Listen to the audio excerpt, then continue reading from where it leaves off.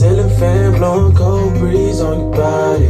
I can't tell you really what it is, but you got it. Makeup in the morning, you got dresses in your closet, but you got them tight, you in love with being modest. You a move body giving interviews, I'm just saying I'm amused, but you ain't even flexing. Yeah, you cool, tatted up, cover warmth, different vibe, you new and pro, but you ain't even flexing. And you ain't gotta try too hard. Number one, feel your side applaud. Got me think about it side the most. Words got deep, it's like a sword. Making me better, you hotter than pepper. You with a big stepper who chasing the cheddar. All of these women, they not on your level. You like a mix of business and pleasure. You a move body giving interviews, I'm just saying I'm amused, but you ain't even flexing. Ain't you cool, tatted up, cover warmth, different vibe, you new and pro, but you ain't even flexing. But you ain't even flexing. But you ain't even flexing. But you ain't even flexing. But you ain't even flexing. Hello, hello, hello. It's me again. This is Real Talk with Amiri, doing another one. I hope everyone is doing well. I hope everyone is making it through to the next day. I hope everyone can see the light or know that there is a light for you to get to somewhere else. It's always a different place, a different feeling, a different emotion. If you just let it come or go get it. Sometimes you got to go get a different vibe, a different feeling, a different emotion. Put yourself in a different place. But yes, this is Real Talk with Amira, doing another one. Today's topic, I've had this topic for a couple of days. Actually, I heard this on a YouTube video from the person used to be a pimp. Okay, I know that sounds bad, but evidently he is not doing that anymore and has learned something and is trying to give some of those jewels, teach a little bit of lessons that he's learned. And this was just a sentence, just a snippet out of what he said, and it was, "Who is raising all the killers?" And of course, that kind of popped out to me. I was like, oh, wow. And for me, I'm always promoting men in the position that they say they want to be in. And for me, I think they want to be in, they want to be the providers and the leaders, the ones that are in control of things. And when I heard that, who's raising all the killers? Because another problem in our society that I have previously spoke about is a lot of single mothers. And then I played it back onto men are not there. That's why we have a lot of problems. Men are not in the homes. But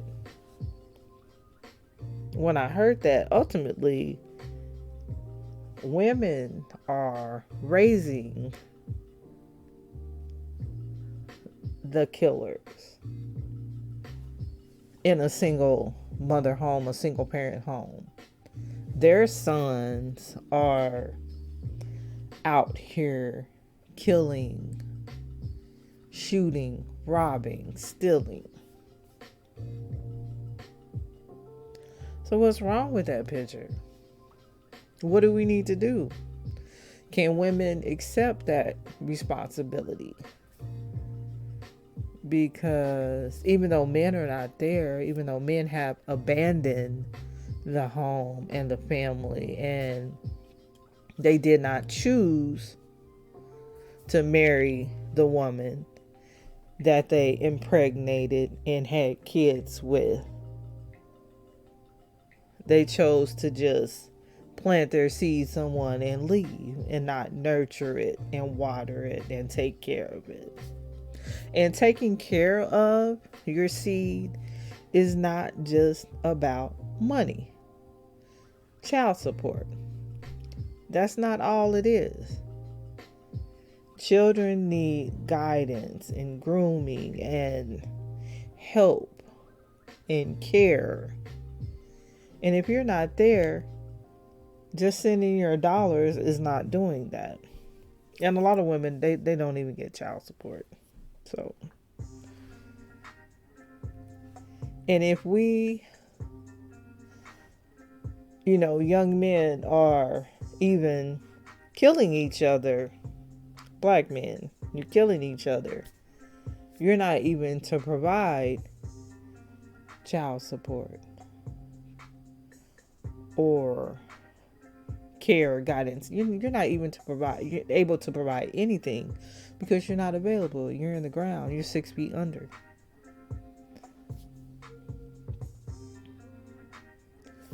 But ultimately, like I said, who's raising all of the killers? And in the black community,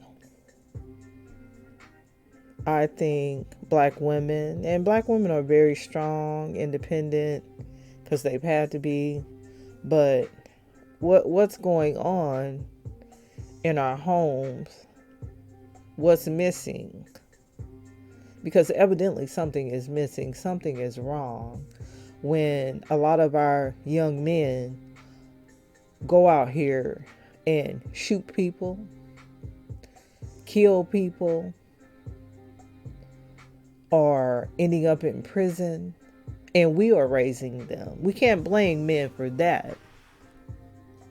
I mean, we can blame men for not being there or not paying child support, but we are raising the men who go out here and kill someone, blow somebody's brains out that they don't even know for no reason, or for a petty or ignorant or stupid reason. And for me, I'm definitely not a perfect woman. Definitely not. I've made my mistakes and done these things. But I will say and try to be accountable for something that I've done. I'm not, oh, that's not my fault. No, I'm not going to do that. You're right. I did that. I'm sorry. It's something that I did or I made a mistake. But how do black women correct the mistakes that we are making with our black sons? And for me, I don't have a son. I have 5 daughters. I don't have a son. But I do have a grandson. So how do I prevent? And it's called preventative medicine. It's prevention. How do I make sure he does not end up in that killer world? And I think a lot of it is just about you showing your children that you care and that you're showing them what's right and wrong. A lot of what our children are learning, is from social media. It's from music, it's from rap, it's from TikTok. We're not really putting ourselves in the circle, their learning circle. And boys are definitely different from girls. They're more, autonomous. They're going to be out there on their own. Like my grandson, he goes out, he plays with his friends. They'll go play football, walk to the park, things like that. But that can be dangerous, and definitely depending on where you live. If I lived in, let's say, Chicago, I had a grandson or a son, I'd move. If your crime rate is so high and you live in a place where it's very dangerous, violent crime, move. I would go be homeless somewhere else and get a place eventually, rather than keep my son in a place where he can die the next day.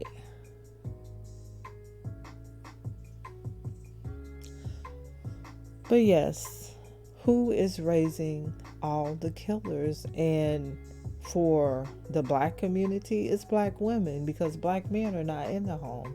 And that does not discount black men's role in all of the killing, because you're not there to guide and educate and direct and show your son what's right and what's wrong.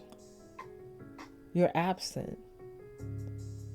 You're somewhere else. A lot of times you're raising somebody else's kids, but your kid is missing something. He's missing you. But as black women, and I'm all for, as black women, as just a human being, I have to say, this is not working. I need to change this. I don't like this. What do I need to do? We are so unwilling to admit our own faults, our own failures, our own mistakes. We want to pretend everything is right and everything is going good. I posted this, on social media, everything's going great, and then your son is out, robbed and shoots somebody at not robbed, but he shoots and kills somebody at the Chiefs Super Bowl celebration. And you're like, damn, that was my son. That's my grandson. That's my great great grandson. So where were you at to teach your son, your grandson, your great great grandson? Where were you at to teach and guide him that is something that is unacceptable? Where were you at? Where was granddad at? Where was uncle at? Where was the brother at? Where was the aunt, the grandmother, the neighbor, the father? The father also has, we have all of these lines of lineage and ancestors and family. Where is everybody at? Because these killers have relatives.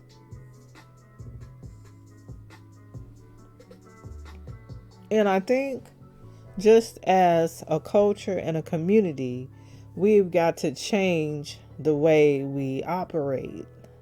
We have to. If we don't, it will continue the same or get worse.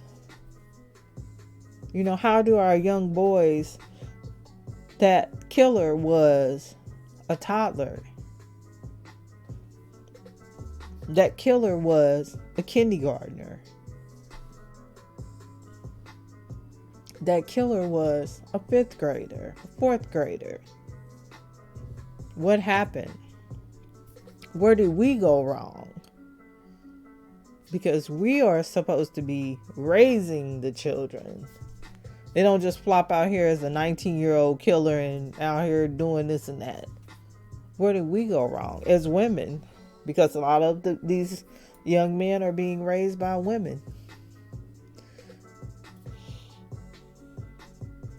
Where do we start pulling our resources and good uncles? And of course, we have bad people in our family. You already know. Get the good uncle, the good neighbor, the good teacher. Hey, I need some help. Can you talk to my son? Can he spend some time with you? We got to start reaching out to people. We got to start being a community, camaraderie, because we don't have those things. And probably as a culture, we probably do have a lot of PTSD. And like I said, it's a lot of pockets of different things that we have. But if you know that the way you operate is not good and beneficial for my children, my daughters, my sons, then you need to start looking out, trying to get guidance and change something.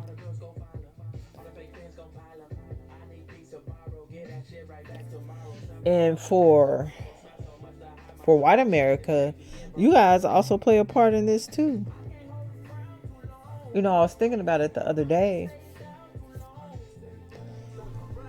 You know, we want to roll back to slavery.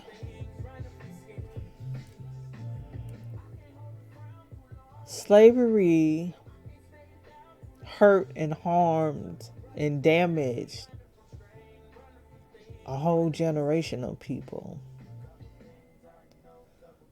Multiple generations. And then you just say, okay, we're going to let y'all out of slavery. You good, you can do. You really couldn't do what you want, but we're gonna say you can and pretend.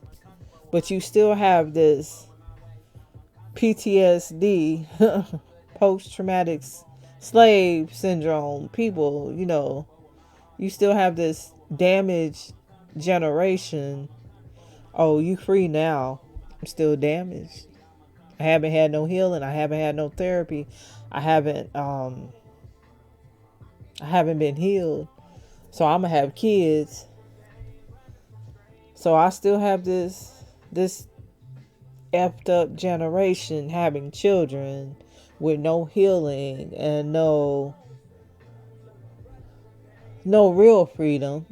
Then we got another generation, and all of this stuff just goes down generations where nobody has really been healed, and we're still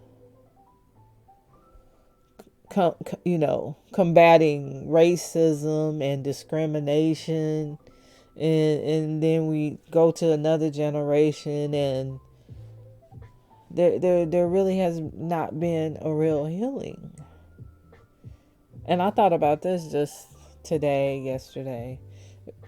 How can,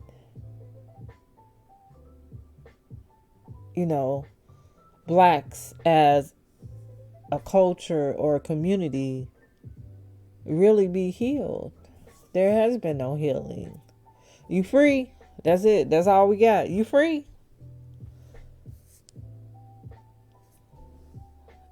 And just think about slavery. The things that people endured.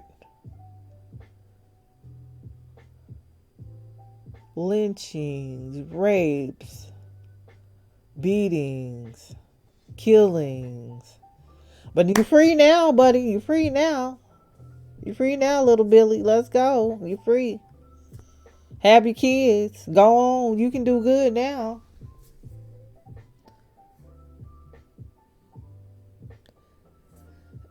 And then I think a lot of that has perpetuated, and at one point, we might have been doing okay.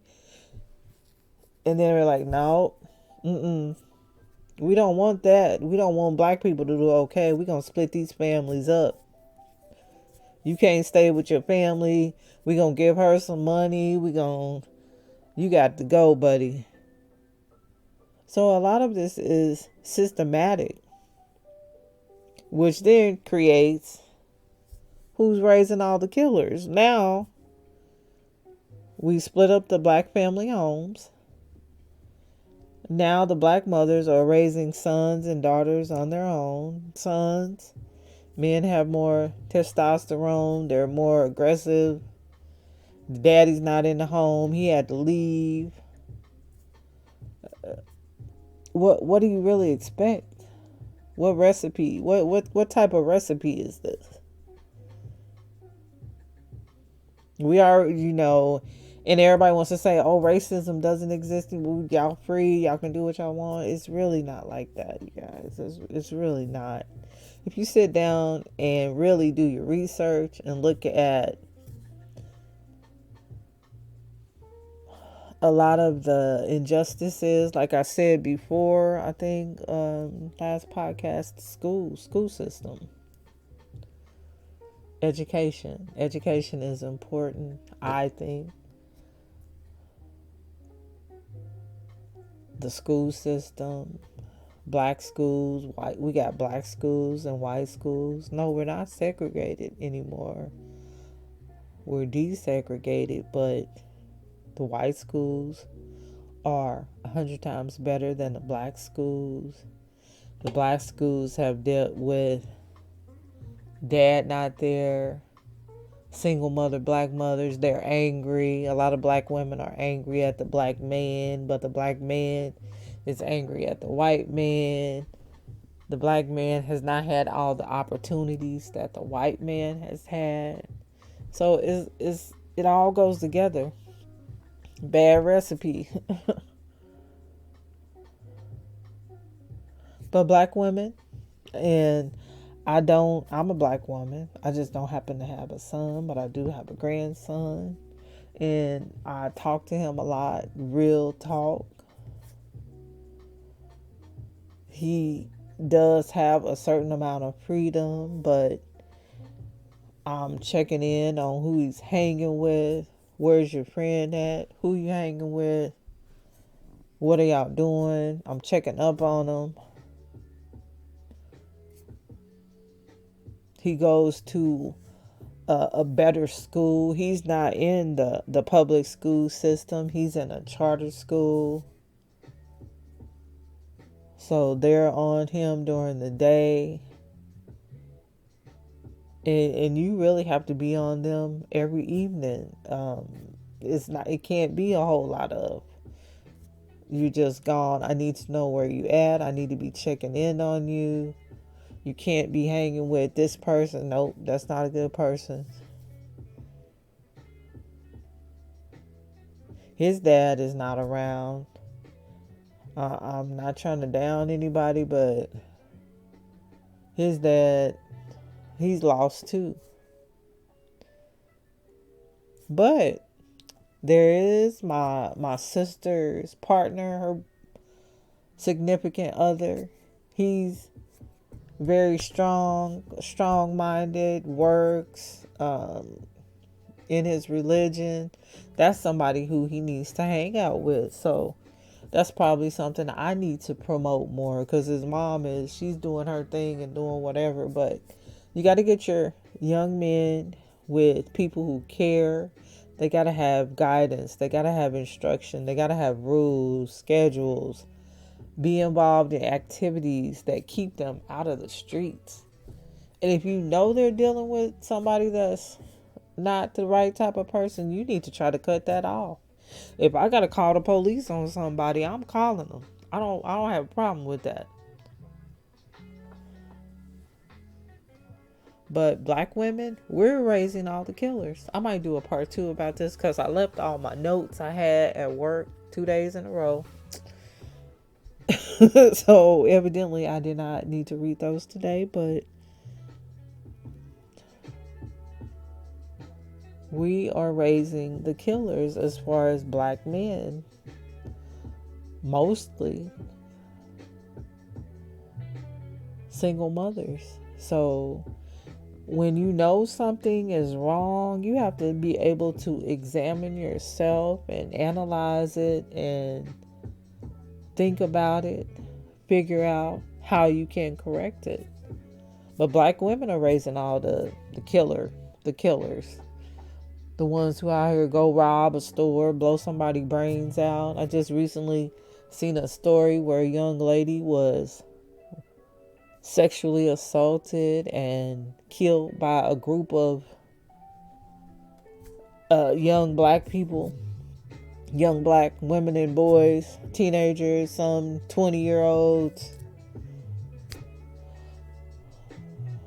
What makes us do something like that? What's wrong with us? Because there's something wrong with us when we do things like this. We can't just say, oh, I'm upset that this happened, boo-hoo and cry, and we gonna put them in jail. We got to start preventing this shit. There's something wrong. There's a piece of the puzzle that is missing. What is that piece, and how do we correct it? There is something wrong when our black men go out here and shoot each other over nothing, when they shoot up a house, when they do a drive-by. And I watch YouTube a lot, and there are so many black men that have been killed. My son was shot. My son is dead. We trying to find out if he was the father of this baby. It's something wrong. And rarely do I see in those stories the dad. It's always the mother. So what is wrong with us as black women that we are producing and quote unquote raising, supposed to be nurturing black men? How do we correct it? Because if something's wrong, it can be right. We need to correct it. How do we stop gun violence? And whose fault is it? I don't think that really matters. It's the dad's fault and the mom's fault. But if the dad isn't there and the black women are raising the son, then that's our fault. He's not there. So how do we take accountability, responsibility, and start to correct what's wrong?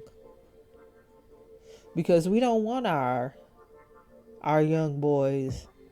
We see these young boys at kindergarten, 5 years old. Even my grandson, he's 15 years old. How do I make sure that he lives to be 80 years old? How do I do that? How do I contribute and add into his life that he can live a long life? Do we even think about that as black mothers?